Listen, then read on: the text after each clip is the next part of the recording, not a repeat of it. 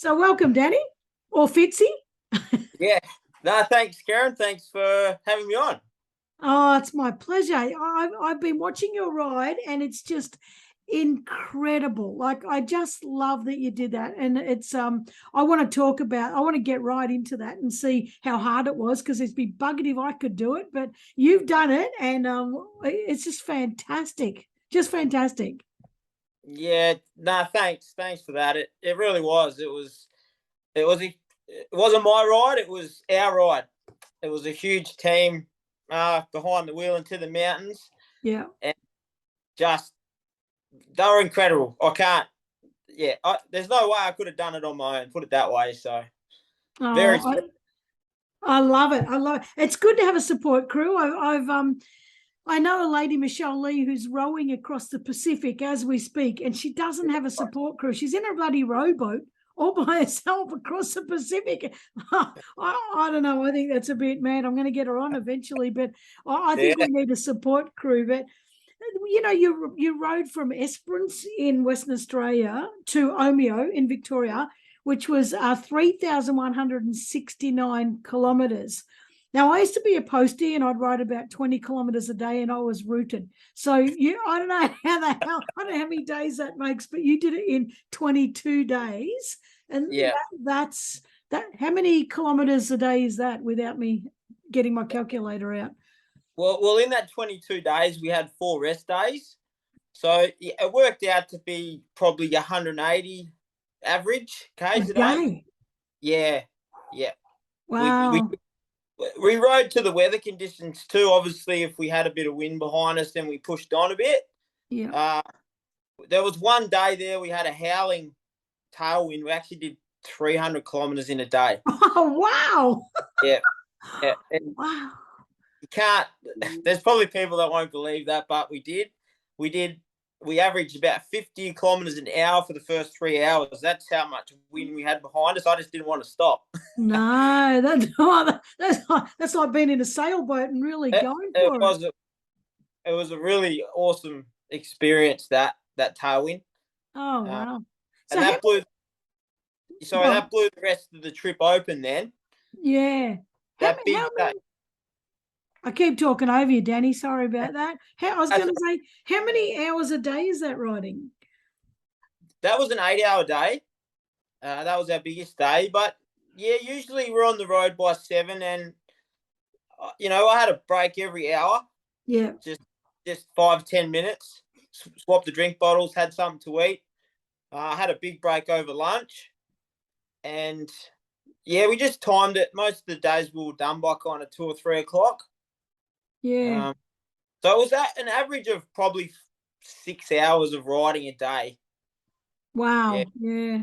That's a lot of that's were you were obviously a push bike rider before you took on the challenge. Well, I was, but I've only been cycling for 4 years. Oh, wow. So since I was actually inspired by one of my mates over here. He had a really bad motorbike crash, Mm. and he shattered his ankle and was told he'd never run again. Well, he's now doing triathlons, and Wow. he's a half Ironman. His goal is to do a full Ironman. And Wow. I happened just to message him one day. I was quite overweight when I was quite depressed, and yeah, I said, "Oh, you going for a ride today?" And went out and just did a 30K ride with him, and and to go on and do this 4 years later is yeah, quite incredible. Just goes to show, doesn't it, that we can achieve great things. Like we're not Oh limited by what someone tells us or by what no, we believe about ourselves. Yeah, it's amazing. no, So 100%. so you raise money for the Black Dog, well, money and awareness for the Black Dog Institute. There are going to be Yeah, some people listening to this around the world that don't know what that is. So just tell us what the Black Dog Institute is. yeah. The Black Dog is a proudly independent um, corporation, not for profit medical research institute. Their vision is for a mentally healthier world, to deliver research with real world impact, to treat, manage, and prevent common mental health conditions and suicide in workplaces, schools, health settings, and the wider community.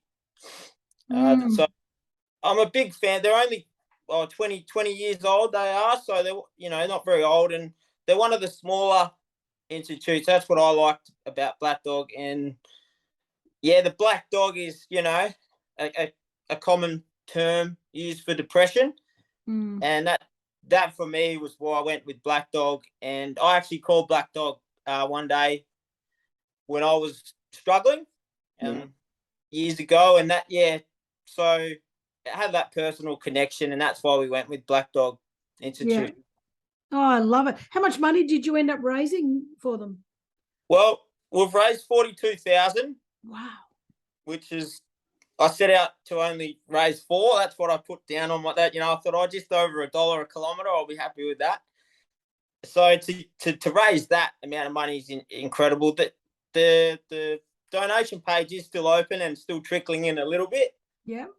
So yeah, that's quite amazing, to be honest. Oh, that's fantastic. Well, I'll put a link in the show notes to that. So that's amazing. So you said that you know, that you had your own journey with depression, and you know, you were overweight, and you know, the cycling sort of got you started again.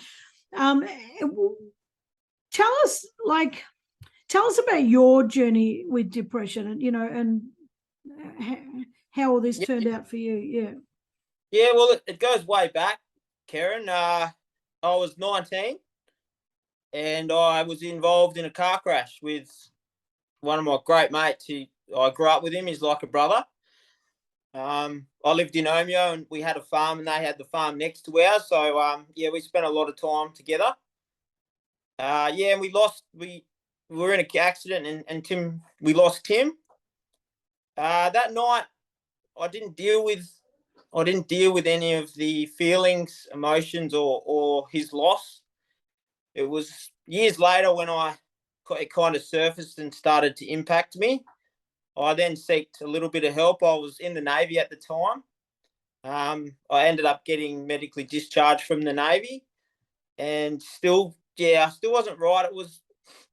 It wasn't until attending Whelan's funeral that I realised, and that was 18 years later, that I really had to sort myself out, and that, you know, it's hard to explain, but I didn't realise what the issues that night had caused these downturns that I was having. Yeah. And you'd spiral really quickly. And that's when I ended up hospitalised once. So it got pretty serious, and Hannah and Jamie, my really, really close friends who were a part of this bike ride, and they were the ones that planted the seed for it. Yeah. Flew me over to attend Whelan's funeral just to be there with him. Just so happened that being there and seeing the ripple effect of suicide really woke me up and made me realise I've got to get on top of some stuff, and I did that. Yeah. And through some work. Yeah. Yeah. And you just while so that keep people in the picture, you're talking about the ride was called Whelan to the Mountains, which is from the ocean to the mountains. And you just mentioned in there, you know, Whelan's funeral. Who was Whelan? Whelan was a really special friend to one of my best mates, Jamie Simons. Whelan grew up in Omeo as well. He was 10 years older than me. So obviously I knew who Whelan was, but he wasn't a close mate, but he was a really, really close mate to Jamie's. And when he rang me the day, I can still remember exactly where I was standing when Jamie rang me and told me. And I thought something had happened to one of his kids, the way that the way he was on the phone. I couldn't get much out of him. And then he just said he's gone. And I said, who's gone, mate? And he said, Whelan. So I can remember exactly where I was standing when that call came through. And yeah, Jamie's just been amazing through this whole trip because of what he learnt through Whelan and how much he's helped me. Because then I started to talk to Jamie because we had that closeness then. Yeah. Yeah. Yeah. What's and suicide is I don't even know. We're no closer to solving.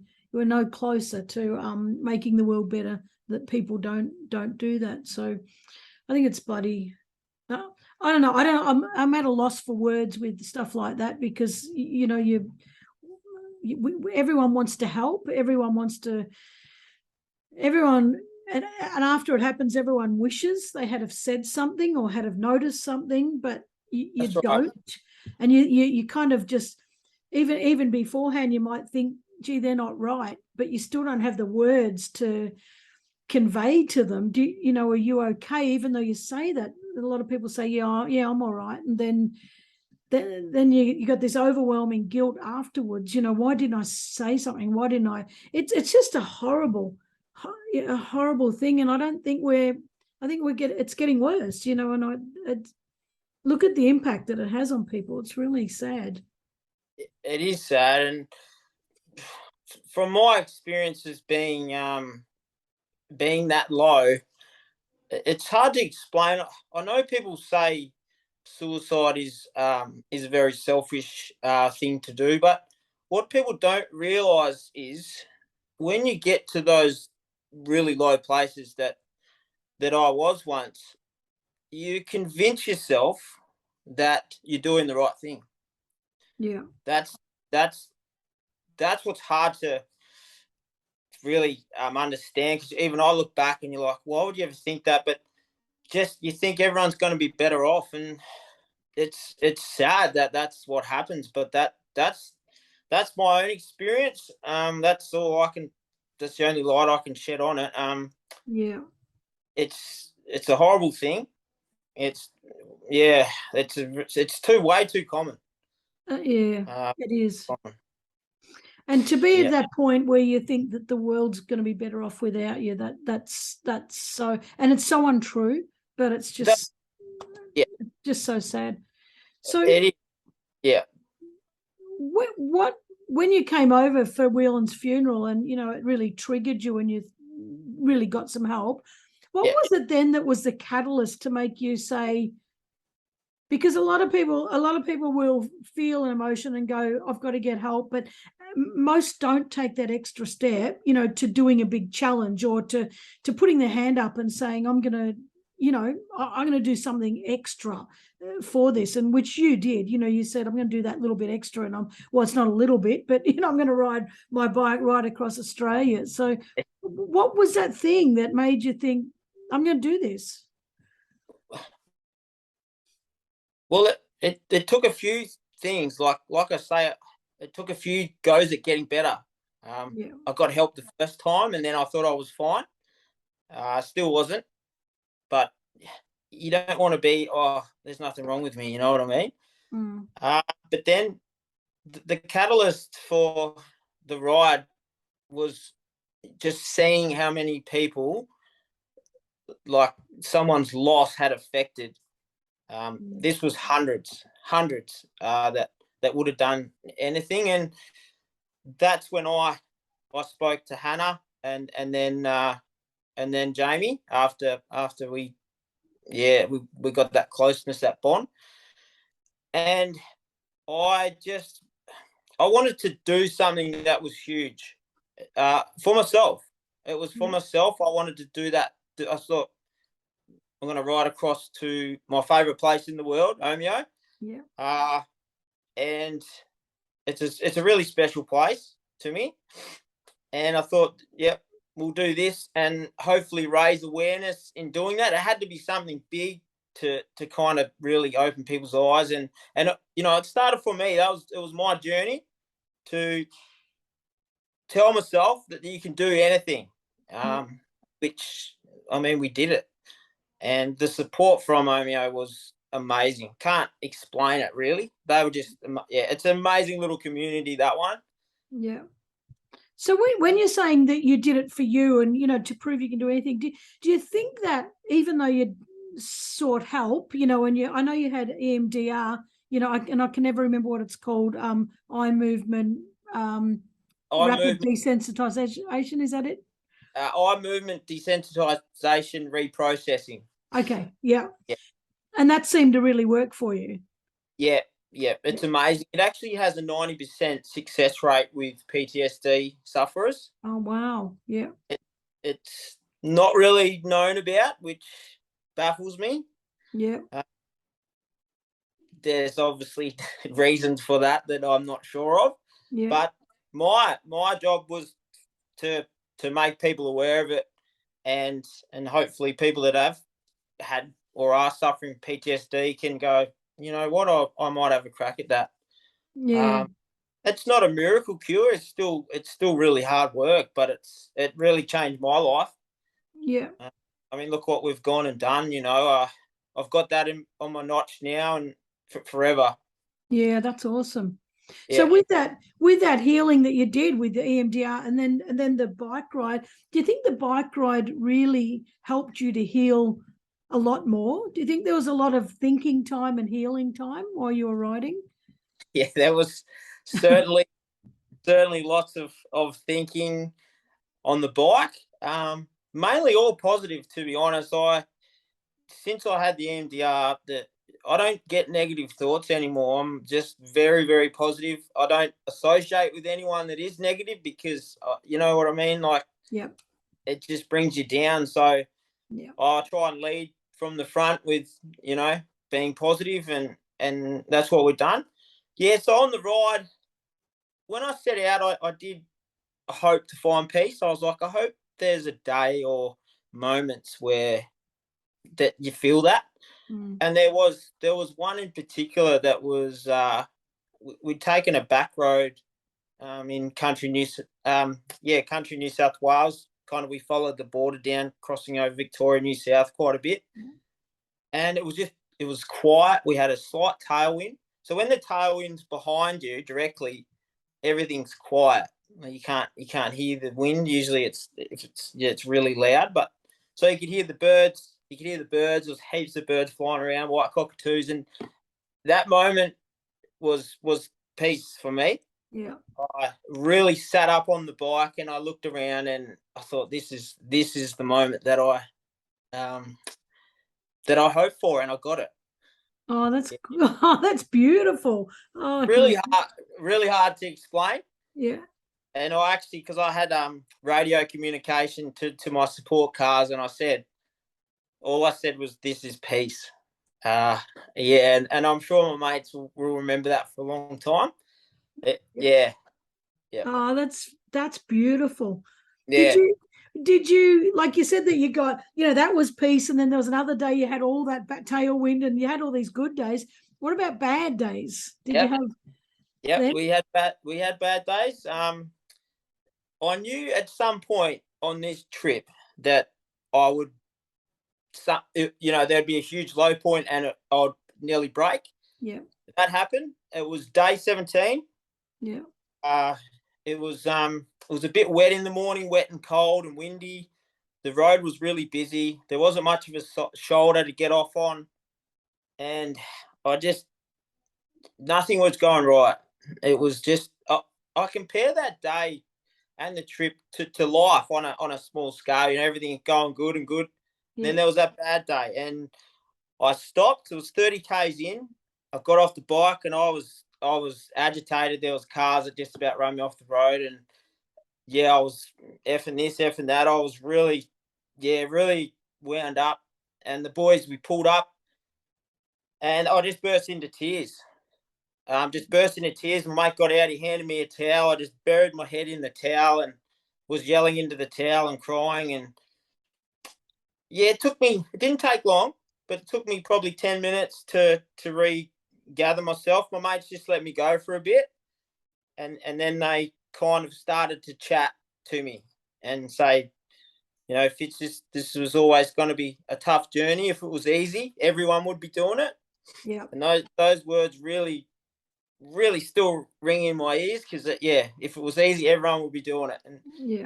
And that's when he said it's not easy, and they really I was ready to throw the bike in on that day. Yeah. I really was. Then I got back on, refocused, and honestly, an hour up the road, the sun came out, and I changed all my clothes. I was drenched. Had a wardrobe change, something. We had a laugh. We had a good laugh, and we pushed on, and we ended up doing 180 k's that day. Wow. So, yeah, it was like a little tester, like Yep. if you can get through this, we'll open the clouds up, we'll send some sunshine through, and you'll be right. But it was very, and I relate that to a normal day in life where you wake up and you're just in a bad mood, nothing's going right, and that's when you can easily give up. But if you just push through a little bit of tough moments, which it was, the sun will come out. The next day comes and it's amazing. And it was the next day that I had that peaceful moment on the bike. Wow. So it Day was 8. meant to be. Well, yeah, we had some really strange things happen with the weather. I'm a little bit of a believer in all that kind of weird stuff. Yeah. Yeah, so I think we're getting looked after. We had one day, there was rain all round. I mean, look at the weather at the moment, it's insane. Yeah. Our trip was just this window of, we had only 2 mornings of that were a little bit wet, and they were only about 3 hours. The rest was quite good. Yeah. Wow. And you talk, I just want to bring you back there. You said I don't want to go back into the negative, but you talked about, No. breaking. And, Yeah. you talked openly about, I burst into tears and I was crying. Now, there's a, and I don't like it. There's a whole thing of not that I love what you did, but there's a whole thing about men shouldn't cry. Like it's not masculine if you do that. And in my mind, and correct me if I'm wrong, because you can tell me from a male perspective, is I feel that's damaging to men, because like you said, when that first accident happened, you cut off your emotions, and it does a whole lot of damage. And if we were to raise men to say, well, or boys to say, it's okay to show your emotions, it's okay to cry, do you have a whole different outlook on, life would be different for so many males. What do you think on that? Yeah, I think you're 100% correct, Karen. And that's why I'm openly talk about day 17, and I did on our trip. I wish it was on video, but obviously if my mates pulled the camera out of that stage, I probably would have ripped it out of their phone and threw it. But I wish it was, because, and that's why exactly what you've just said is why I'm talking about it, because it's not like you're not a man if you cry. That's just our makeup of what we are. Like when stuff gets hard like that, that's what happened. The tears just came out of just so much emotion of the trip. But 10 minutes later, we're back on and we're away again. So yes, I think that's slowly changing, as far as it's all right to have a tear, have a cry. I've cried lots on this trip, happy tears, mainly happy tears. But yeah, I mean, I get tears when I watch Australians win gold medals at the Olympics. Like, you know what I mean? Yeah. Yeah. So look, anyone listening, you're exactly right with that. Oh, you're not allowed to cry. Well, you know what? You can cry if you want. That's just how it is. And yeah, that's why I've been open about day 17, because we could have easily ironed that out and made it look like we had the most perfect trip. Yeah. But it wasn't. And life's not perfect. Yeah. So yeah, so I'm really happy that we did do. We've been quite open about day 17, because that's the day. The rest is a blur, but day 17 is one that. Yeah. I love you saying you cry when they win gold medals, because I can't even go to the AFL and sit there, and when the theme song starts, I burst into tears. I know it's too bloody emotional, man. Yeah. Yeah, no, I love watching people do and achieve special things for them, and I think, I mean, that's to win a gold medal. Yeah, if we cry watching them, I can't imagine what they feel. I know. Imagine it. Imagine. Yeah. When you decided, this is a great segue. You decided, I'm going to do the ride. Talk to Jamie, talk to Hannah. Yeah. Well, good. Do the ride. And you were kind of pumped, because you've been to the funeral and thought, that's it. I've got to do something and blah, blah, blah. Between that time and when you started the ride, did you experience any self-doubt, any kind of like, who am I to do this? what am I kidding myself? Did you have any of those kind of feelings? Yeah, there was before I. So the ride we'd planned before I'd actually done the EMDR. So I was still kind of not quite, like 100%. And there was a point where I messaged Jamie. I said, mate, who am I? And I really hit rock bottom again. Yeah. Who am I? I can't do this. I called it off. So we're not doing it. There's no way I'll get it done. And yeah, that happened. That did happen. And then so I still continued on trying to get better. And then we planned it again. Jamie didn't. He was just like, I'll back you whatever you decide on. That was what he said. And then I got better, and then we planned the ride. Then the COVID hit, border closures. Then so it put it back the first time. Yeah. Still, but then I was really positive by that stage. I got better. I'm like, okay, well, we'll do it next year. Yeah. Kept training. Then it happened again. It was 2 years that the borders closed. So, all right, well, we'll do it next year.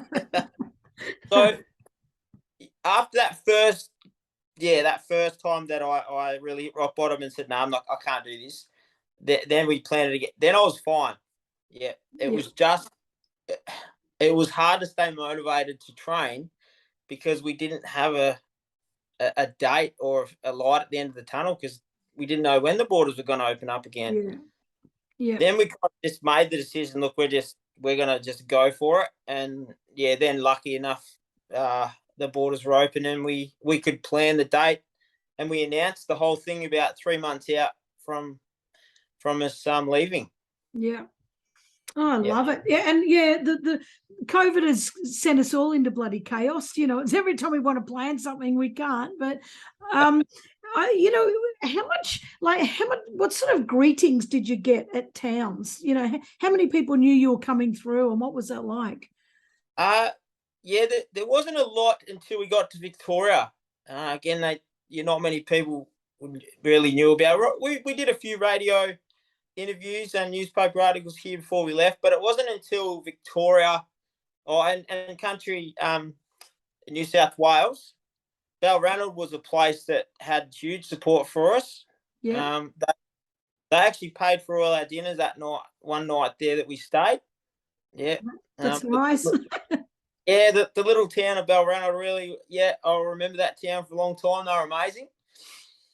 And then it wasn't until we kind of got closer to Omeo those last few days that people were tooting as they went past us and started to realise what we're about. Yeah. It was nice when people started to realise and toot and thumbs up, not giving you the finger, because people people don't like cyclists, and I understand it. Yep. That was nice to really start to get. And the Victoria Police were amazing. A good mate, Trav, he's a police officer in Victoria, and he'd organised the police for us, and they were on our side. So then they were keeping an eye on traffic, which was really good. Yeah. Yeah. So that was really special having the police. I had a police escort through Myrtleford in Victoria. Yeah. Quite amazing. Yeah. Wow. And do you think did you have a chance to stop and talk to anybody? Like, because the whole trip was to raise awareness. Do you think you had enough opportunities to speak to people about why you were doing it, and you think it hit home with people? Yeah, certainly. We stopped everywhere we stopped. We'd obviously we had the shirts on, we had the stickers on the trailer and that, and yeah, some people would come over and say good day. And there was one gentleman in Balladonia, so that was only the second night. He came, what are you guys up to? What are you doing this for a charity? And we said, it's Black Dog Institute for Mental Health. He goes, oh, okay. And then you find people open up to you then. He actually told us his story of, so they were travelling about 6 months on the road, and his wife actually had to go back to Melbourne. Their daughter was going through a really hard time. Yeah. So, she flew back to Melbourne. He stayed with the van, and he told us about this, about their own story, and that was really good. Then he donated some money. We got a photo. So there was kind of quite a few of those stories along the way. Just good people that we met that wanted to support us. Yeah. Yep. There was a really special moment in Penong that I remember. There was a lady, a family having breakfast there, and they just happened to hear us talking to the shop owners. They donated money to us and were telling about the trip. And little did we know, she was actually looked up her phone, wheeling to the mountains, and she was in tears. And she come over and she'd had tears when she said, "Look, I've just read what you guys are about, and this is amazing." Wow. And then they donated and followed our trip right through to the end. So to to to have that effect on just people that don't know it was really nice. Mm. Yeah. And you may not even know this, but you may have saved somebody's life, like, and you'll never know. Just you may have touched one person that will now touch someone else, or and save a life. Yeah, that's right. And when I left, I really wanted that message. It was 2 months before we left that someone I know very, very closely messaged me asking me for help and saying they're not in a good place. And he said in that message that this journey and my story has saved his life. Wow. Yeah, that was, yeah, you can't put that into words. And we remain very close. And he's now going through the steps of EMDR and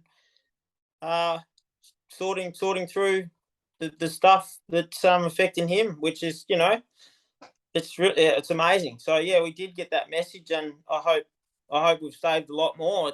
But I know that we've saved one, so it's all been worth it. It is worth it. And going back to what you said way earlier, about with your own mental health, your own state of depression, and that you felt, as a lot do, that the world would be better off without me. And back in those days, you would validate that with all your self-talk. But then you look at, this is validation that the world is not better off without you. Like you, had you not been here, he would have potentially lost his life too. So, Yeah. how important are you? Like, you can say, "Oh, I'm just me," and and everything else, but I think if you've saved a life, you're freaking important. You're bloody important to save that life. So 100%. Yep. And to look back and and to see like where you were it's like it doesn't make sense. Like it's like, yeah, exactly what you say. How could you think that? But and now that's right, and hopefully these people can then inspire others, and so the ripple effect can work the other way. Yeah. That's the goal. And like Jamie said, the whole trip, he said that, look, the money's fantastic, the donations, but it's the awareness. Yep. What we're about. And he said that whole trip, and and it's spread far and wide. Yeah. And I don't want to harp on this, and I want to go forward, but when you said,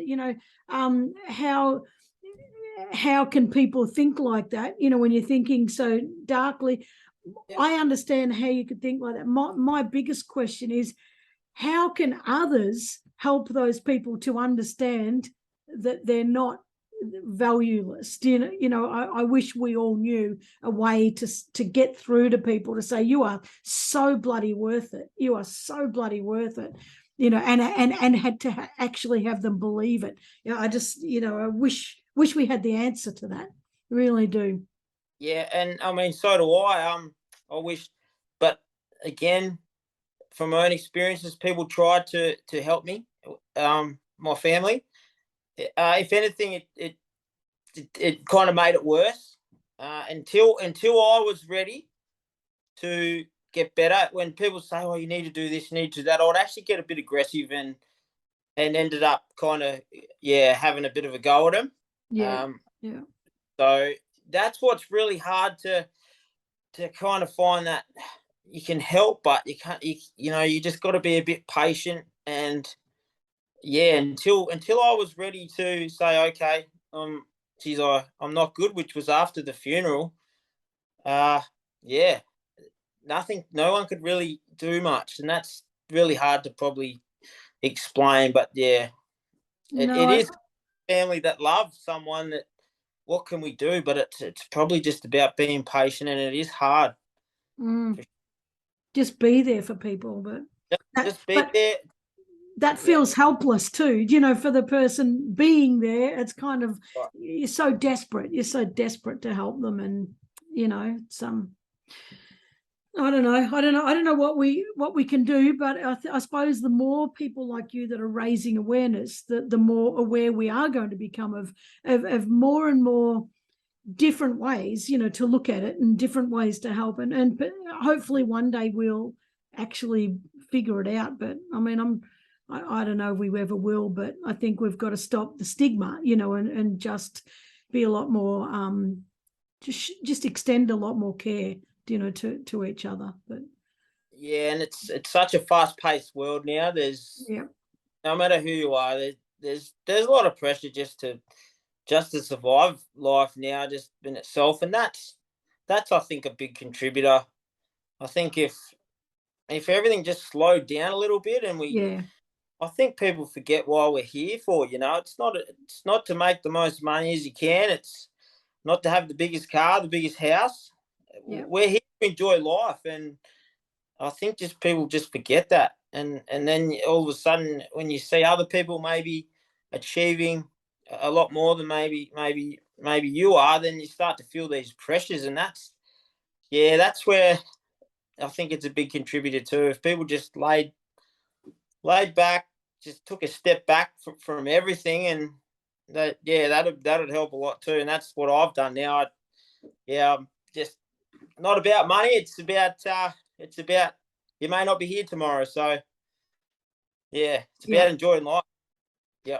Absolutely, life's short, and we've got to grab it by the horns and just bloody enjoy it, and enjoy every bit of it.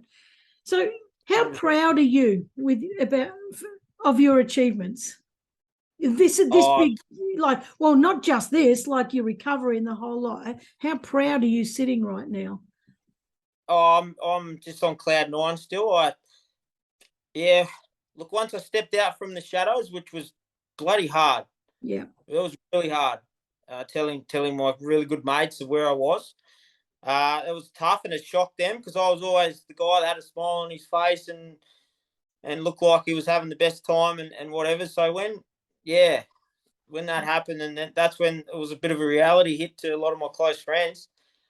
But now, after, like, we rode across Australia on a bike, like, not many people can say they've done that, or even know someone that's done it. So I'm so proud.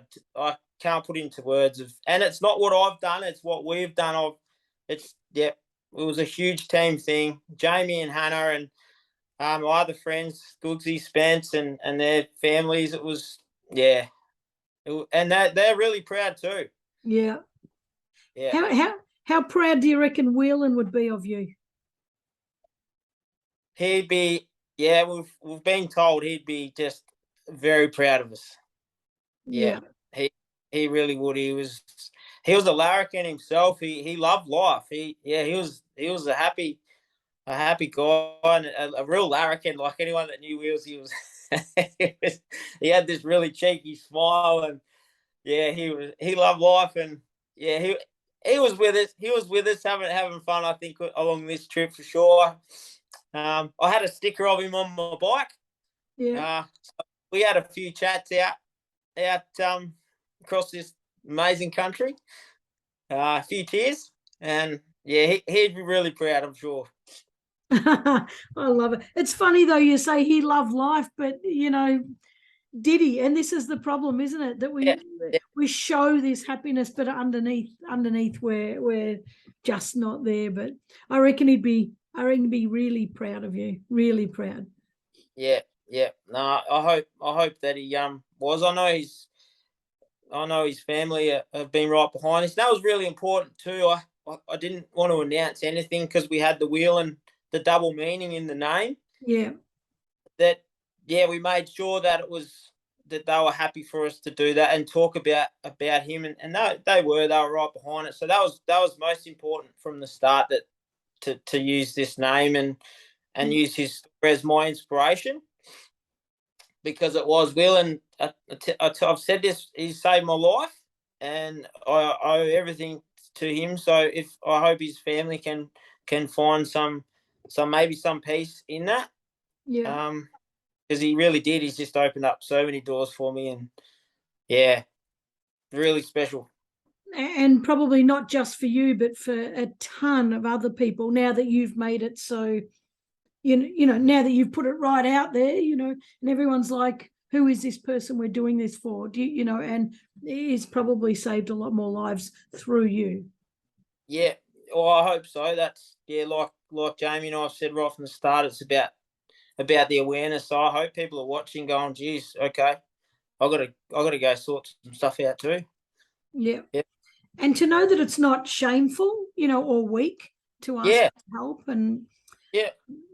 this is what a lot of men think, I'm weak, or I'm ashamed to ask for help. But you're not. Like, you're human, and all humans deserve to have a good life. And Yeah, you're only human, and yeah, that's right. I think it's changing that stigma of that it doesn't make you it doesn't make you weak to no. have bad days and say to someone, "Geez, I'm bloody not having a good day," or Yeah. it's healthy. It's Yeah. healthy and so I think if we can change that a little bit, then the world will certainly be a better place. Oh, I agree 100%. I've loved this conversation. Now, there's going to be some people listening to this who have got something going on, or there's someone special to them or something like that, and they think they'd love to honor that person, and they might have been thinking about a ride or a trip or a this or a that, for somebody, but haven't quite got the guts to do it, or they feel like they're, as you did, who am I to do this? What do you want to say to them? Just don't put off what you can do today. Don't doubt yourself. Anything's possible if you put your mind to it. Yeah. Whether it's going for that job, the next job, you're like, oh, I can't do that. Oh no, I won't go for that. You just go for it. You put your mind to it, and you have a crack. If you don't get it, you don't get it. You have a crack again next time. Yeah. I think, you just, I don't know. My message is just, you can do anything. Once you tell yourself up here, Yeah. 100%. That's all I can really say. It's just have a crack. Yeah. Get off the Get off the bench. Agree. Oh, gee, I'm bashing my side. I've absolutely loved this. Now, you said before that people can still donate. Where can we find the donation button? Yeah. So if you look up Daniel Fitzgerald, Wheel into the Mountains, the link will come up for that. If you're on Facebook, just put in Wheel into the Mountains, and you'll see our whole trip, and the donation page is on there. Yep. So and that'll be open for a little bit longer. We're just still a little bit of money still being trickled in, all the cash donations and stuff we received. So another couple of weeks, and hopefully we'll have our grand total. Oh, I absolutely love it. I love what you've done. I just love your big heart, and I love your openness, and I love your, this just being open and caring as a male, and being a great role model for other men that are, experiencing the same thing. So I think you've done an amazing job. I'm proud of you, and I don't even know you well properly. I just think it's fantastic, and I just love that you've stepped up to do it. Really love that. Yeah, no, thanks, Karen. It's great to when you reached out to us and asked me on the show. It's I really appreciate those things that yourself do, and others, and it's really quite amazing what we have done. I'm very, very proud of it. Yeah, well, you absolutely should be. It's bloody amazing. So And I said from the start, I am who I am, and that I wasn't going to change. If you like it, then that's great, and if you don't, well, that's also that's your choice. So I've just wanted to be honest and raw with my story, and I think that's what's really been, it's spread the word. And that's what's needed in life. I think we need a lot more of that. So don't ever apologize for being you, because you're bloody awesome. Every single person on this planet's awesome if we would just be authentic. You know, that's where we're going to win. And we'd take off the masks and we'd actually live life and enjoy instead of trying to be, meet other people's expectations. We would have a much better life. Yeah. Too many people have the mask on and trying to be someone they're not. If you're never gonna be happy doing that, you just won't. Take the mask off. Take the mask off. Be yourself, and if people don't like it, then you're better off without them anyway. That's what I think. Yeah. So, yeah. Yep. Not everyone's gonna like you, so that's the way it is. It's impossible. Not everyone. You're not gonna like everyone. Everyone's not gonna like you. That's just reality, isn't it? It is. It absolutely is. Well, Daniel, thank you so much for joining us, because I've absolutely loved this conversation. I've absolutely loved connecting with you. And, I'm going to put all these links in the show notes. So hopefully people can, all these, the Facebook one and the donation one, and hopefully a few more people will donate. But I've loved this so much. So thank you. Yeah, no, it's been great. I've loved it too. It's great to talk about it with someone like yourself who's so behind this kind of stuff, and hopefully there's more people like you out there, Karen, that can do this kind of stuff and get people talking, because that's the only way that we can kind of get through to others. Yeah, absolutely. Yep, absolutely. Well, thank you very much, and I'll hopefully meet you in person one day. Yep, hopefully. I'm sure that can happen. Yep. It won't be on a bike though, all right? So okay. All right, I'll let you off. All right. Thanks so much, Daniel. Thanks, Karen. Thanks for Danny. having me. See ya. See ya. Thanks.